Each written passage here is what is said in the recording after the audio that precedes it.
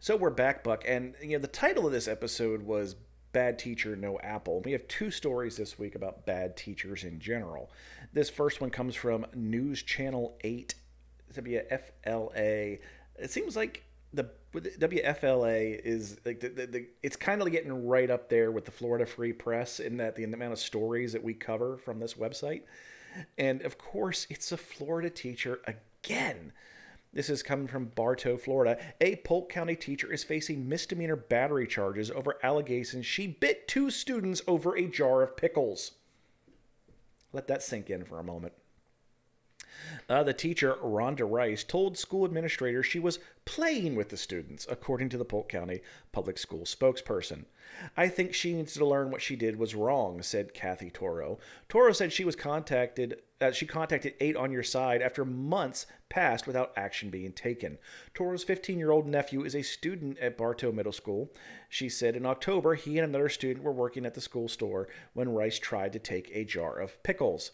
Her nephew and another student tried to take the jar back, and she just bit them on the forearm. Of course, they released, and she was able to get the jar of pickles, but there's other ways to do that. The students reported the behavior to school administrators who contacted Toro. Toro went to the Barlow police to press charges in November, according to an affidavit filed by Bartow police. Even if she was like, she did lick him, but I don't believe she did. I think this is not acceptable to me. I actually watched the news reporter story where they, on television thing there, and her whole defense is she didn't bite them, she licked them. Yeah. Barlow Police and the state's attorney office have filed 2 misdemeanor battery charges against Rice, and she is being arraigned on March 31st. In the meantime, she is no longer working at Bartow Middle School. She was placed on paid administrative leave pending a review. Upon completion of the review, Rice was suspended for 3 days and relocated to Sleepy Hill Middle School. Although she described her actions as playing with students, we expect our employees to act professional and serve as models of mature behavior. They must set a good example for students to follow, and anything less is unacceptable. Rice has been a teacher at the Polk County public school system since 2000. There are 4 prior disciplinary actions in her personnel file. 2001 Boone Middle, verbal reprimand for lack of effective preparation of materials on a timely basis. In December of 2001, letter of reprimand due to not preparing necessary materials and paperwork for an ESE hearing. July of 2008, Sleepy Hill Middle School, 1-day suspension due to excessive use of district-issued computer for personal business during times that it should have been used for instructional/planning for classes. And again in March of 2015, verbal warning with a written confirmation for repeated failure to complete a scheduled IEP in a timely manner. News Channel 8 attempted to contact Rice by phone several times Monday and did not hear back. A family member said she would pass along a request to her. And let me tell you, that booking photo is something else. All right. So this should have been like long before it escalated up to her actually putting her mouth on somebody else's child, which we will circle back to here, Raz. But let's just go ahead and get the elephant out of the room here. The universe has a way of sending very clear signals to people that they are doing something that perhaps they aren't meant to do. And it should have been very apparent to this woman that being an educator should not have been her path. Like, the universe was sending clear and loud signals before we escalated to this point that perhaps she should readjust her astrology matrix, like maybe you had a calculation off. Like, maybe you should work at a call center where you can interact with people, but you don't necessarily have to be around them. Keep your juices to yourself. Yes. And everything that you read that was going into her file, I was just sitting there putting myself in the shoes of somebody, and because I'd never put my mouth on somebody's kid. Like that's just vile. Again, we'll come back to that. But I'm just listening to the list of things that you're reading off. Like she got reprimanded for this. I'm thinking to myself, I was like, if I had to get brought into a boss's office for that, I'd just have to see myself out at that point in time. Like I have enough. Like it's like you keep on trying something that you shouldn't be doing so many times, Like and climbing you a mountain. eventually exactly.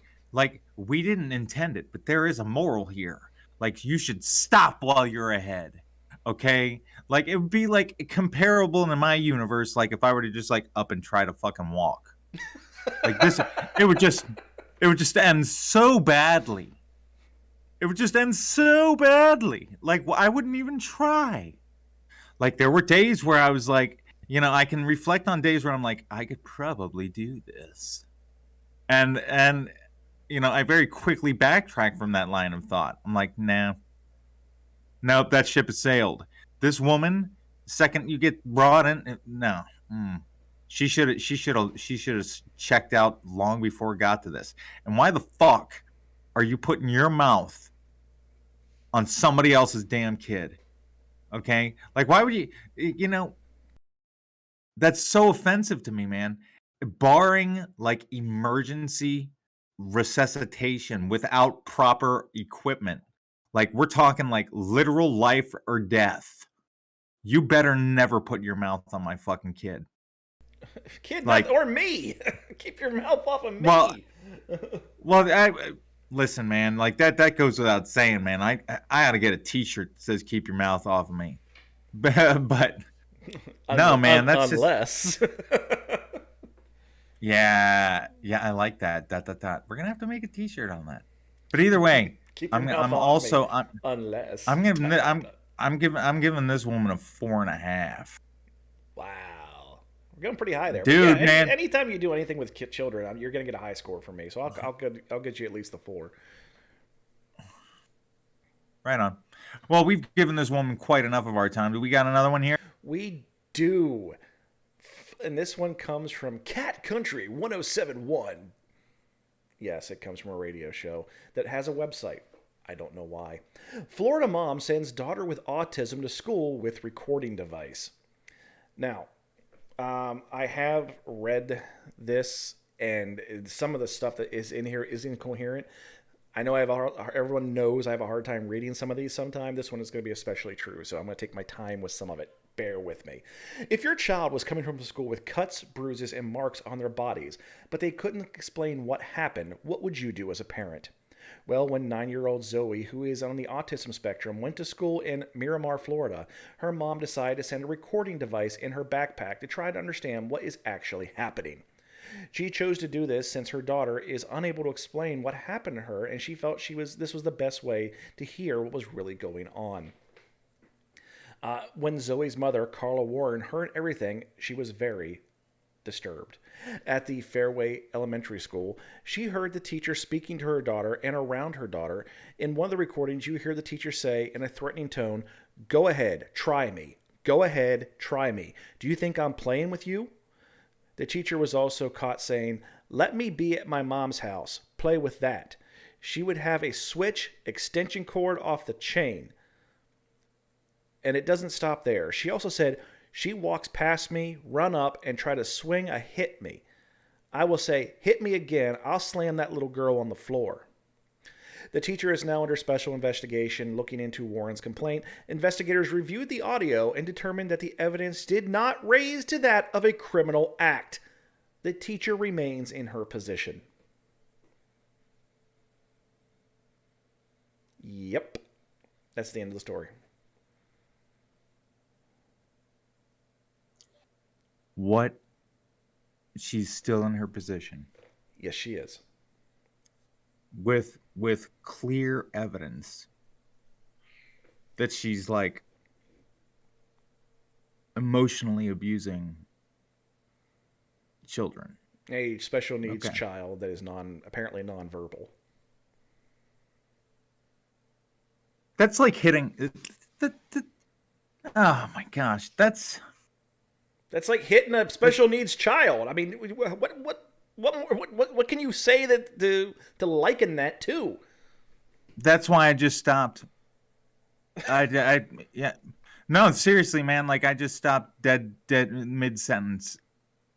Like I don't even want to try and compare that to anything. That's just cruel. That is just cruel. And then somebody let this yahoo keep her job. Well, it doesn't rise to Yep. that of a criminal act. Well, at least fire her ass. Come on. Yeah, man. I mean, that's something special.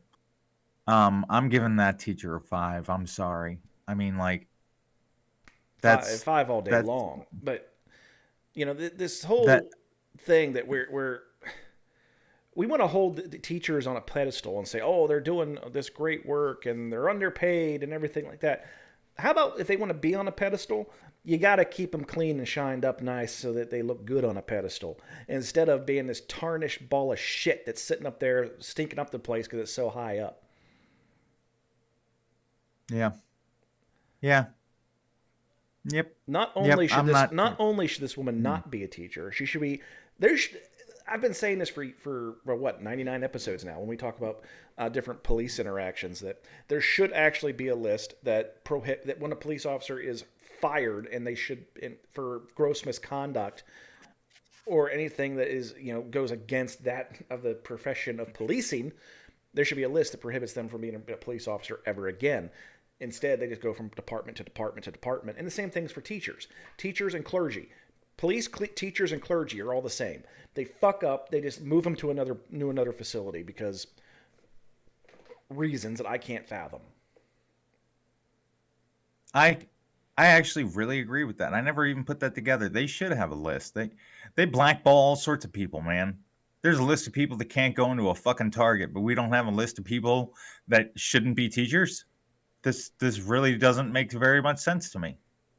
And this is just Like, one day. This is one day. The reason the mother even went through this whole ordeal of putting the recorder in there was because the child was coming home with cuts and bruises and marks on her body that they couldn't figure out where these are coming from. Well, it's pretty goddamn obvious where they're coming from at this point. yeah. Oh yeah. Yeah.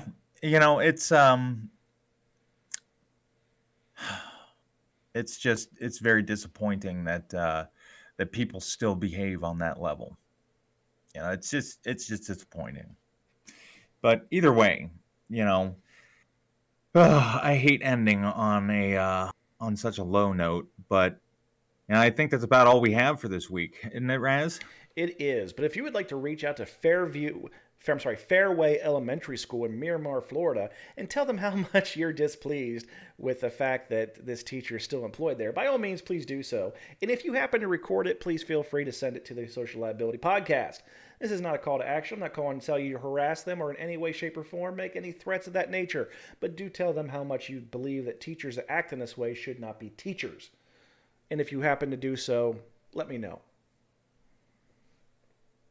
That being said, folks, this has been the Social Liability Podcast. I am the Raspberries with my co-host, the Buck, wishing you a happy, safe week with as least amount of stress as possible when you think about these stories, because we have to, and